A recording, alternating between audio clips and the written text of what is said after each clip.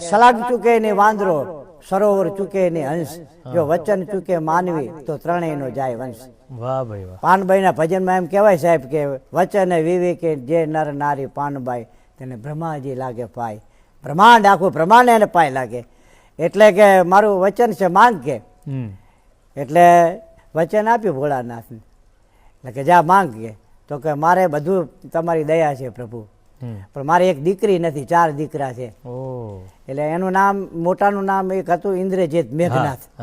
મેઘનાથ અસલ નામ હતું મેઘનાથ, પણ આખું ઇન્દ્રને જીતી લીધું એટલે ઇન્દ્રજીત નામ પડ્યું. બરાબર. એટલે ઇન્દ્રજીત જેવા મારે 4 દીકરા છે પ્રભુ કે, તો મારે દીકરી નથી કે, મારે દીકરી જોઈએ છે. તો ભગવાન કે જા તથા હશું, તારે ઘરે આ ફળ હું આપું છું, એ તારી રાણીને ખવડાવજે, અને 9 મહિને અને દીકરીનો જન્મ થશે. પછી રાજા રાવણ પોતે લંકામાં આવ્યા અને એમને રાણીને ફળ આપ્યો અને જમાડ્યું અને ખવડાવ્યું. એટલે 9 માસે દીકરીનો જન્મ થયો, અને એ દીકરીનો જન્મ થયો એટલે દિવસે વધે એમ રાત્રે વધે, રાત્રે વધે એમ દિવસે વધે એમ ઉંમર લાયક થઈ. પછી એને પરણાવી.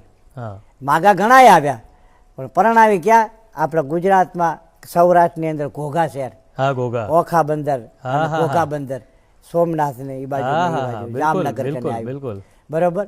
એટલે અહીંયા ત્યાં પરણાવી. ત્યારથી એના ઉપરથી કહેવત પડી, લંકાની લાડી ઘોઘાનો વર. દિવાળી બેન ભીલ ગાતા, પરણે પરણે લંકાની લાડી ઘોઘાનો વર, આ